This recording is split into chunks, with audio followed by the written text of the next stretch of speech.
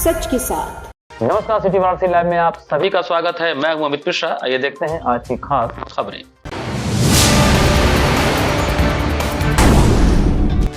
पंडित कमलापति त्रिपाठी की मनाई गई 119वीं जयंती, आयोजित किए गए संगोष्ठी।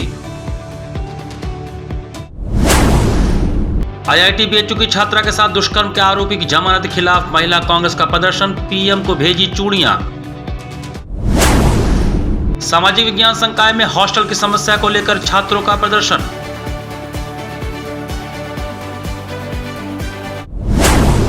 और वाराणसी में अतिक्रमण के खिलाफ चला अभियान, पुलिस कमिश्नर ने खुद संभाली कमान, शहर को कराया जाम मुक्त।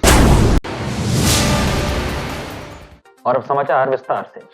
शहर में अतिक्रमण से जाम की स्थिति को गंभीरता से लेते हुए पुलिस कमिश्नर के निर्देश पर पुलिस ने अतिक्रमण के खिलाफ अभियान चलाया। शहर में अतिक्रमण जाम को लेकर कमिश्नरेट पुलिस काफी संजीदा है। ऐसे में पुलिस कमिश्नर के निर्देश पर मंगलवार को शहर के विभिन्न इलाकों में पुलिस ने अतिक्रमण के खिलाफ अभियान चलाया। शहर को अतिक्रमण व जाम मुक्त बनाने को कमिश्नरेट पुलिस ने थानावार तरीके से क्षेत्रों में अभियान चलाकर सड़क को अतिक्रमण मुक्त कराया। इस दौरान पुलिस कमिश्नर मोहित अग्रवाल ने स्वयं सड़क पर उतरकर जाम को मुक्त कराया। उन्होंने कैंट रोडवेज पर बेतरतीब तरीके से खड़ी बसों को हटवाकर तरीके से खड़ी करवाया, जिससे सड़क पर आवागमन करने वालों को आसानी हो। वहीं शहर के वस्तम इलाके लंका, गोदौलिया, दशाश्वमेध, बांसफाटक, मदनपुरा, गिरजाघर आदि क्षेत्रों में अभियान चलाया। उन्होंने अतिक्रमणकारी दुकानदारों को चेतावनी जारी करते हुए दोबारा अतिक्रमण न करने की हिदायत दी। पुलिस कमिश्नर मोहित अग्रवाल ने मीडिया से बातचीत में बताया कि पूरे जनपद में अतिक्रमण के खिलाफ व्यापक अभियान चलाया जा रहा है, ताकि आम जनता को यातायात से जुड़ी समस्याओं का सामना न करना पड़े। कमिश्नरेट ने स्पष्ट किया कि सड़कों पर अवैध रूप से खड़ी गाड़ियां, ई रिक्शा, ठेले और दुकानों द्वारा बढ़ाई गई सीमाओं को सख्ती से हटाया जा रहा है।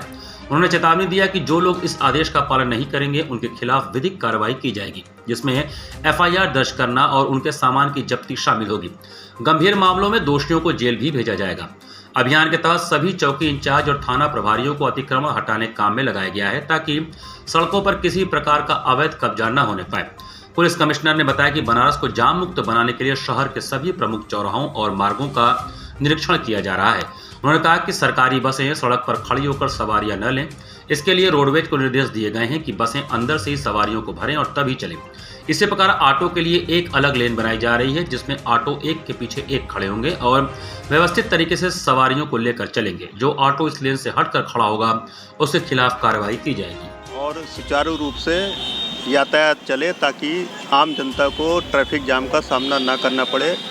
उसी के अंतर्गत पूरे जनपद में अभियान चलाया जा रहा है कि सड़क पर जो भी गाड़ियां खड़ी हैं, ठेले खड़े हैं या ई रिक्शा खड़ी हैं या लोगों ने दुकानों को आगे बढ़ा करके लगा लिया है, उन सबको हटाया जा रहा है, चेतावनी दी जा रही है। और इसके उपरांत भी जो लोग नहीं मानेंगे उनके विरुद्ध फिर वैधानिक कार्रवाई होगी, एफआईआर दर्ज होगी।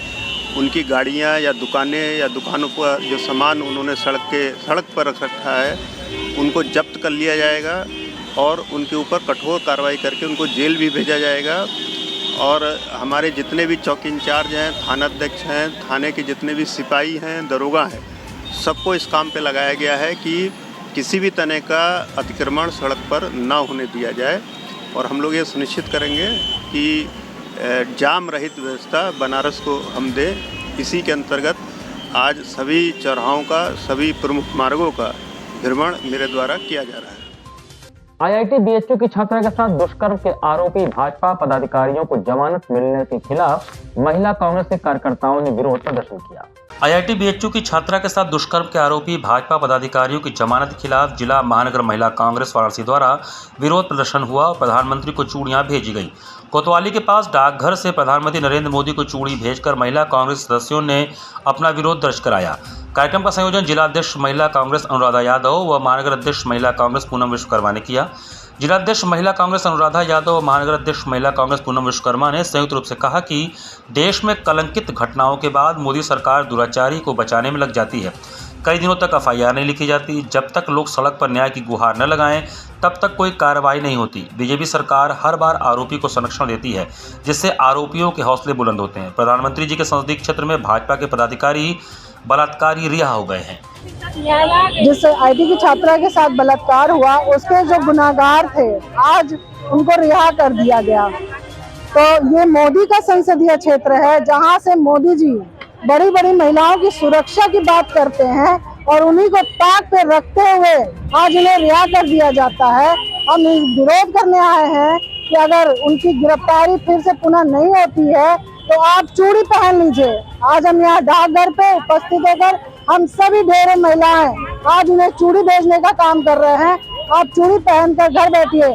जिस तरह से पूरे देश में महिलाओं बच्चियों के साथ बलात्कार हो रहा है, आप उन्हें रिहा कर रहे हैं तो आज वो खुला सड़कों पे घूम रहे हैं, जिससे न जाने कितनी बच्चियां और महिलाएं फिर से शिकार होंगी। तो यह उन्हें सह देने का काम कर रही है ये सरकार, ये मोदी सरकार, ये योगी सरकार। इनके सरकार में बच्चियां सुरक्षित नहीं है, इनके बलात्कारी सड़क पे घूम रहे हैं।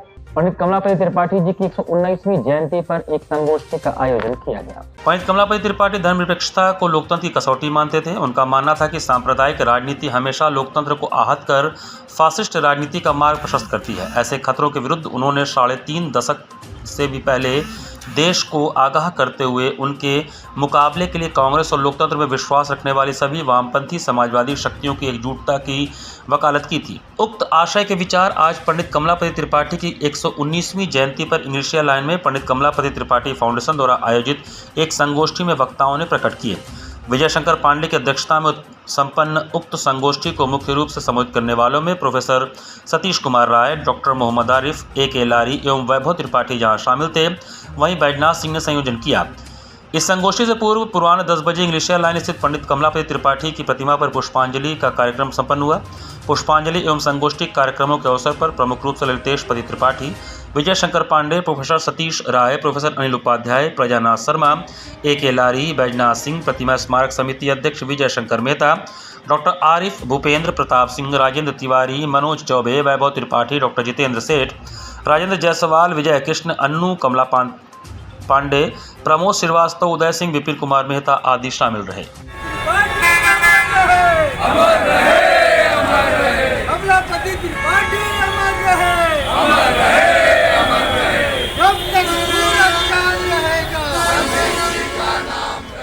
मरम्मत के नाम पर छात्रों से छात्रावास खाली करवाने के पश्चात पुनः छात्रावास अलॉट न कराए जाने से क्षुब्ध काशी हिंदू विश्वविद्यालय के सामाजिक विज्ञान संकाय के छात्र धरने पर बैठे। काशी हिंदू विश्वविद्यालय के सामाजिक विज्ञान संकाय डीन ऑफिस के सामने छात्र धरने पर बैठे। धरना छात्रों का कहना था कि उन्हें पहले हॉस्टल में रखा गया था, अब उन्हें हॉस्टल मरम्मत के नाम पर निकाल दिया गया है, जिससे उनके सामने रहने की समस्या उत्पन्न हो गई है, जिसको लेकर वे आंदोलित हो गए हैं और धरना प्रदर्शन करने को बाध्य हैं। इससे पहले छात्रों ने हॉस्टल की समस्या को लेकर सेंट्रल ऑफिस, छात्र अधिष्ठाता कार्यालय, डीन से शिकायत किया है, परंतु छात्रों की समस्या का समाधान नहीं हुआ। वहीं ऑफिस के सामने धरने पर बैठे छात्रों का कहना है कि हम लोगों को पहले हॉस्टल अलॉट था, जिसके बाद हम लोगों से ये कहकर हॉस्टल खाली करा लिया गया कि हॉस्टल का मरम्मत कार्य होगा, और हम लोगों ने कई माह बीतने के बाद जब देखा कि हॉस्टल का मरम्मत कार्य नहीं हो रहा है, दूसरे फैकल्टी के छात्र जाकर वहां पर मेस में भोजन कर रहे हैं, तो इसकी शिकायत हम लोगों ने किया डीन ऑफिस से। हम लोगों को आश्वासन मिला कि आप लोगों को जल्दी हॉस्टल मिल जाएगा, परंतु कई माह बीतने के बाद भी अभी तक हम लोगों को हॉस्टल नहीं मिल पाया है, जिसके कारण हम लोग इधर उधर और खुले आसमान के नीचे सोने को बाध्य हैं। इस समस्या से लगभग सैकड़ों छात्र प्रभावित हुए हैं। जब तक हम लोगों को हॉस्टल अलॉट नहीं हो जाता, तब तक हम लोग डीन ऑफिस के सामने ऐसे ही बैठने और सोने को बाध्य होंगे। फिलहाल अभी तक हम लोगों से मिलने कोई भी अधिकारी नहीं पहुंचा, जबकि हम लोगों कि हॉस्टल की मांग उचित है। इस दौरान छात्र हाथों में बैनर लिए थे और हॉस्टल की मांग कर रहे थे। कंट्रोल ऑफ एग्जामिनेशन वगैरह जहाँ भी गए हम लोग, तो उनका ये कहना था आप डिपार्टमेंट में पता करो। जब डिपार्टमेंट में गए तो वो बोल रहे हैं उनके पास जाओ, तो ऐसे बेसिकली घुमाया जा रहा है, तो ऑप्शन नहीं था हमारे पास ये करने को। छात्र हैं ऐसे जो इस समस्या से ग्रसित हैं? लगभग हमारे हॉस्टल के तो सारे छात्र हैं। हमारे अलावा जो हमारा एक पड़ोसी हॉस्टल है SMD हॉस्टल, वहाँ के लड़के भी इसी परेशानी से जूझ रहे हैं। तो आप लोग कब तक यहाँ पे बैठे रहेंगे? देखिए हमारे पास ऑप्शन है ही नहीं, क्योंकि वो ये कह रहे हैं ना कि जब तक क्लासेस चल रही है तुमको जैसे रहना है जैसे करना है करो, तो हम कहाँ रहेंगे, है ना। हम फैकल्टी में एडमिशन लिए हैं, अगर हमारा हॉस्टल घर नहीं है तो रोड हमारा घर होगा, रोड घर नहीं होगा तो फैकल्टी हमारा घर होगा, हम इधर ही रहेंगे। तो हमारा कब तक यहाँ पे रहेंगे आप लोग? देखिए हम तो उम्मीद बांध के ये आए कि हमको जब तक रुकने का कोई तत्काल व्यवस्था नहीं कर दिया जाता, हम इधर रुकने वाले हैं। गंगा नदी के संरक्षण एवं सफाई के लिए नमामि गंगे में यूपी की 5 परियोजनाओं को मंजूरी मिली।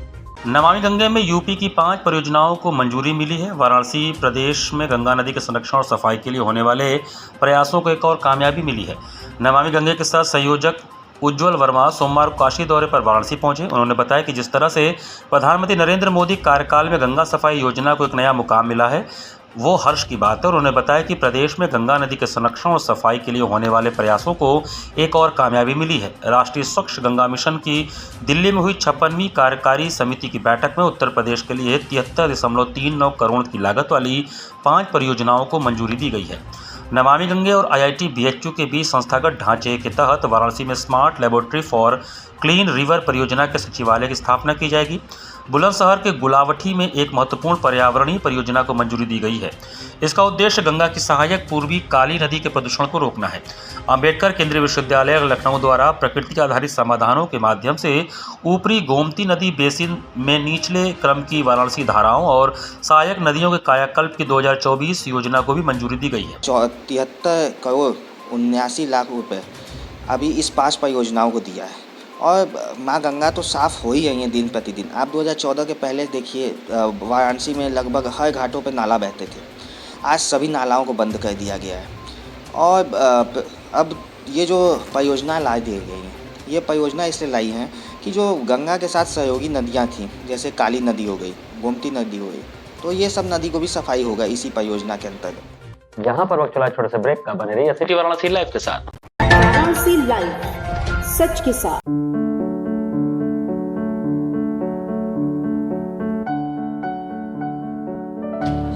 माई campus,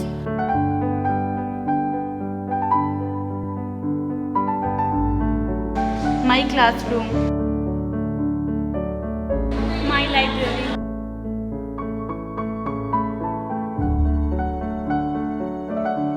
my lab, my computer lab,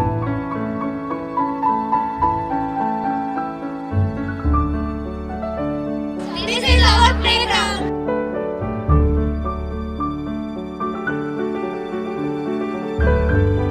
This is our college and we create our future over here. Mahatma Gandhi Kashi विद्यापीठ से संबंधित आचार्य सीताराम चतुर्वेदी महिला महाविद्यालय, डुमरी रामनगर, वाराणसी, BCom एवं BSc की छात्राओं के लिए। वाराणसी लाइव, सच के साथ।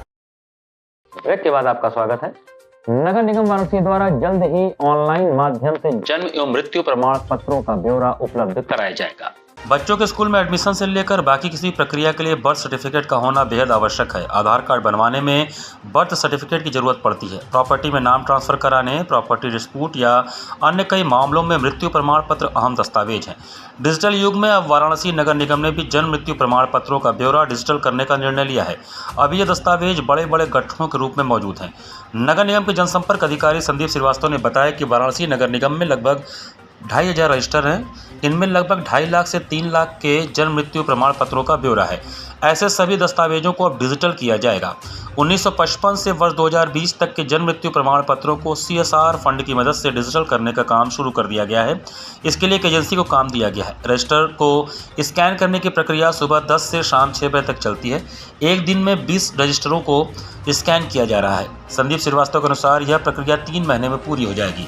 उम्मीद है कि दीपावली तक इसे पूरा करके नगर निगम की वेबसाइट पर अपलोड भी किया जाएगा। इसके बाद लोग जन्म मृत्यु का ब्यौरा ऑनलाइन देख सकेंगे। सारी जानकारी एक क्लिक पर सामने होगी। इसके अलावा नया प्रमाण पत्र जारी करना भी आसान हो जाएगा। नगर निगम वाराणसी में विगत कई वर्षों से जो हमारे पुराने अभिलेख हैं वो काफ़ी जर्जर स्थिति में होते जा रहे हैं और उनको संरक्षित रखना बहुत आवश्यक है। इसी के क्रम में विगत कार्यकारिणी की बैठक में यह निर्णय लिया गया कि सभी जितने भी हमारे पुराने महत्वपूर्ण अभिलेख हैं इनका डिजिटाइजेशन कराया जाए। तो उस क्रम में अभी हम लोगों ने सर्वप्रथम जो सबसे महत्वपूर्ण हमारे अभिलेख होते हैं जन्म मृत्यु पंजीयन के, जन्म मृत्यु पंजीयन का हम लोगों ने यहाँ पे सिस्टम शुरू कर दिया है स्कैनिंग करने का और वो कार्य शुरू हो गया है। इसमें लगभग हमारे जन्म मृत्यु के 1955 से लेकर के 2020 तक के सभी जो जन्म और मृत्यु के रिकॉर्ड हैं उसका लगभग 2,500 उसमें डेटा रजिस्टर हैं जिनका कि डिजिटाइजेशन का कार्य हम लोगों ने प्रारंभ करा दिया है। और आपको मैं ये भी बताना चाहूँगा कि अभी तक लगभग करीब 200 रजिस्टर हम लोगों ने पिछले 15 दिनों के अंदर हम लोगों ने स्कैन कर लिए। रामकटरा स्थित श्री रानी सती धाम में भादी मावस उत्सव का आयोजन किया गया। भादी मावस उत्सव के अवसर पर रामकटरा स्थित श्री रानी सती दादी धाम में पूजन अर्चन कार्यक्रम पूरे दिन चला। इस दौरान जय दादी की के उद्घोष से प्रांगण गूंजता रहा। सुबह मंगला आरती, मंगल कलश व ध्वज प्रभात फेरी में बड़ी संख्या में श्रद्धालु नर नारी राजस्थानी परंपरागत परिधानों में सम्मिलित हुए। प्रभात फेरी की व्यवस्था संजय झुंझुनवाला, निधि देव अग्रवाल और रवि बुबना ने संभाल रखी थी। प्रभात फेरी के रानी सती धाम पहुंचने पर शरद शाह, वीरेंद्र अग्रवाल और जगदीश सरावगी ने कलश और ध्वज अर्पण कराया। भादी मावस उत्सव के अवसर पर मंगलवार को हजारों दर्शनार्थियों ने रानी सती धाम में पूजन अर्चन किया। सुबह 5 बजे मंगला आरती के साथ ही दर्शनार्थियों की लाइन लगने लगी। सुबह से रात्रि तक 5000 से अधिक दंपतियों ने राजस्थानी परंपरागत विधि विधान से सपरिवार पूजन अर्चन किया। दोपहर 1 बजे से भागलपुर की भजन गायिका तान्या अग्रवाल के सानिध्य में 350 से अधिक महिलाओं ने मंगल पाठ किया। मंगल पाठ की व्यवस्था महेश टेकरीवाल, आनंद तुलसियान, मनोज चौधरी ने संभाल रखी थी। वाराणसी के सबसे प्राचीन रानी सती मंदिर रामकटरा स्थित रानी सती मंदिर में वर्ष 1954 से प्रतिवर्ष भाद्रपद अमावस्या को भादी मावस उत्सव मनाया जाता है। सायकाल 7 बजे श्रृंगार आरती के साथ भजन संध्या की शुरुआत हुई। इस अवसर पर मुख्य ट्रस्टी संजय झुंझुनवाला, आलोक मोदी व सूरज कानोडिया ने कलाकारों का स्वागत व अभिनंदन किया। भागलपुर की गायिका तान्या अग्रवाल ने संगीतमय माहौल में राजस्थानी शैली में अनेक भजन प्रस्तुत किए। रानी सती भक्त मंडल कलाकारों ने भी श्री रानी सती की सेवा में भजन प्रस्तुत किए। प्रसाद वितरण व्यवस्था मनोज अग्रवाल, महेश चौधरी, हेमदेव अग्रवाल इत्यादि ने संभाल रखी थी।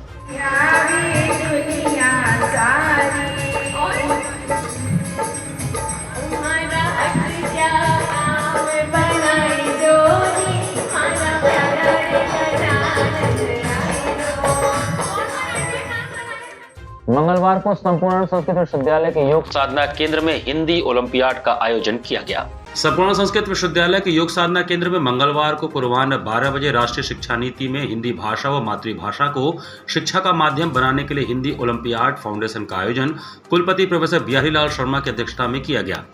इस कार्यक्रम की अध्यक्षता करते हुए कुलपति प्रोफेसर बिहारीलाल शर्मा ने कहा कि नई शिक्षा नीति के आधार पर वर्तमान समय में हिंदी की उपयोगिता एवं साहित्य में इसके महत्व को स्थापित करने का मुख्य उद्देश्य छात्र एवं छात्राओं में हिंदी के प्रति जो अरुचि पैदा हो रही है उसी को ध्यान में रखते हुए अपनी मातृभाषा हिंदी को युवाओं में पुनः स्थापित करना है। कुलपति प्रोफेसर शर्मा ने कहा कि हिंदी के प्रचार प्रसार के लिए सरकार ओलंपियाड 2024 की स्थापना की गई है। उत्तर भारत के साथ संपूर्ण भारत में हिंदी का प्रचार व प्रसार हो। कार्यक्रम के निर्णायक मंडल के सदस्य प्रोफेसर रामपूजन पांडे, अध्यक्ष अध्यापक परिषद एवं प्रोफेसर दिनेश कुमार गर्ग, संकाध्यक्ष साहित्य संस्कृति संकाय रहे। प्रथम विजेता तान्या श्रीवास्तव, द्वितीय विजेता मातंगी प्रिया, तृतीय विजेता हर्षराज मिश्र को विश्वविद्यालय कुलपति प्रोफेसर बिहारीलाल शर्मा के द्वारा पुरस्कृत किया गया। कार्यक्रम के प्रारंभ में दीप प्रज्वलन तथा मंचस्थ अतिथियों के द्वारा मां सरस्वती के चित्र पर माल्यार्पण किया गया। तत्पश्चात प्रतिभागी छात्रों द्वारा वैदिक मंगलाचरण व पौराणिक मंगलाचरण किया गया। इस कार्यक्रम का संचालन एवं संयोजन प्रोफेसर विद्या कुमारी चंद्रा, सहायक आचार्य आधुनिक भाषा विज्ञान विभाग के द्वारा तथा धन्यवाद ज्ञापन प्रोफेसर जितेंद्र कुमार ने किया। इस महनीय विश्वविद्यालय ने भी आज हिंदी ओलंपियाड के नाम से ये प्रतियोगिता का आयोजन किया। हमारे छात्रों ने इसमें भाग लिया, जिसमें हिंदी साहित्य से संदर्भित विभिन्न प्रश्नों के उत्तर उनसे पूछे गए। तो अपने साहित्यिक परंपरा को आगे बढ़ाना और हिंदी की लोकप्रियता को बनाना, ये इस उद्देश्य से और हिंदी के प्रति आत्मसम्मान का भाव जागृत हो, इस तरह की भाव को पैदा करना, ये आज के कार्यक्रम का उद्देश्य है। मां कुष्मांडा के दरबार में आयोजित वार्षिक श्रृंगार की तीसरी निशा गायन, वादन और नृत्य की त्रिवेणी से सराबोर रही। मां कुष्मांडा दुर्गा मंदिर का प्रांगण सोमवार को पद्मश्री सोमा घोष के गायन से चहकता रहा तो विधि नागर के कथक से झंकृत भी होता रहा। 7 दिवसीय श्रृंगार एवं संगीत महोत्सव के तीसरे दिन गायन, वादन और नृत्य की त्रिवेणी में श्रोता देर रात तक गोते लगाते रहे।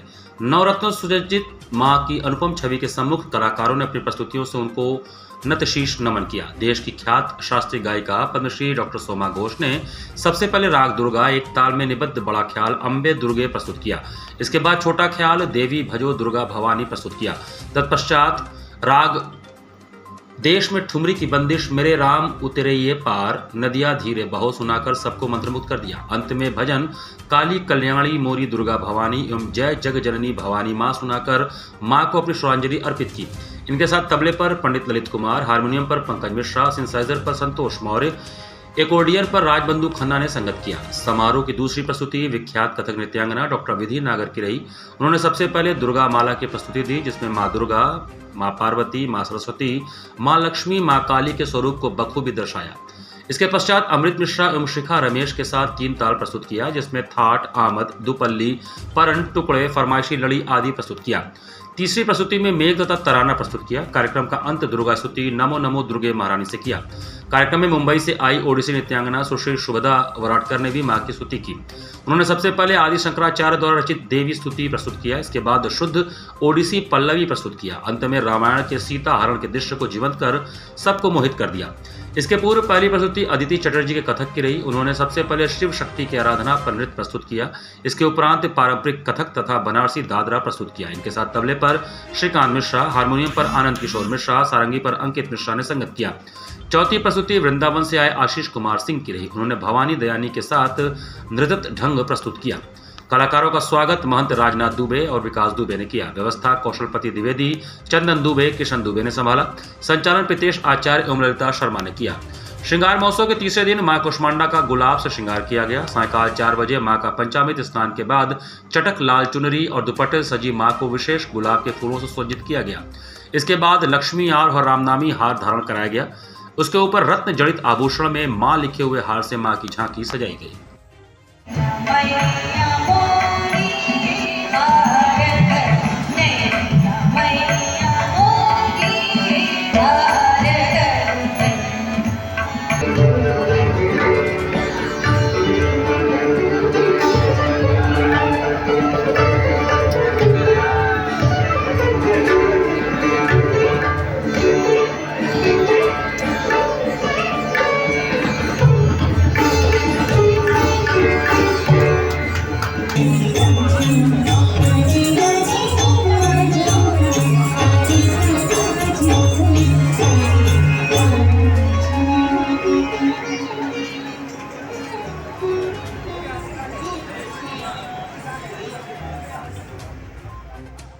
सोमवार को काशी कोतवाल बाबा काल भैरव का हरियाली श्रृंगार महोत्सव धूमधाम से मनाया गया।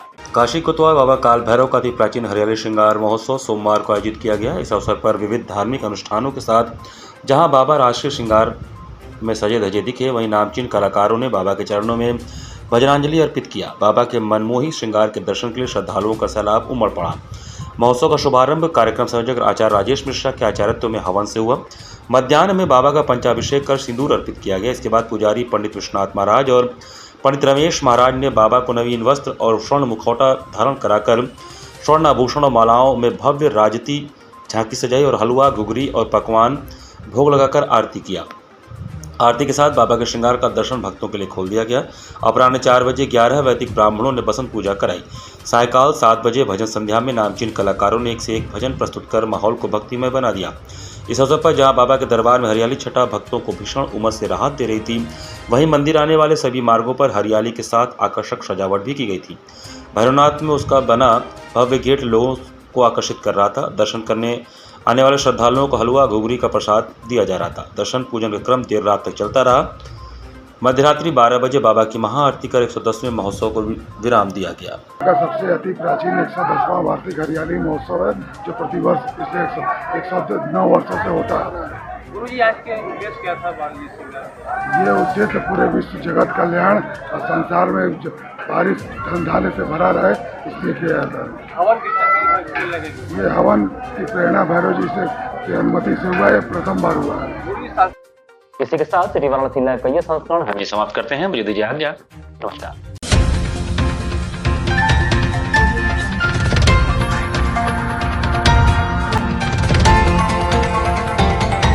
वाराणसी लाइव, सच के साथ।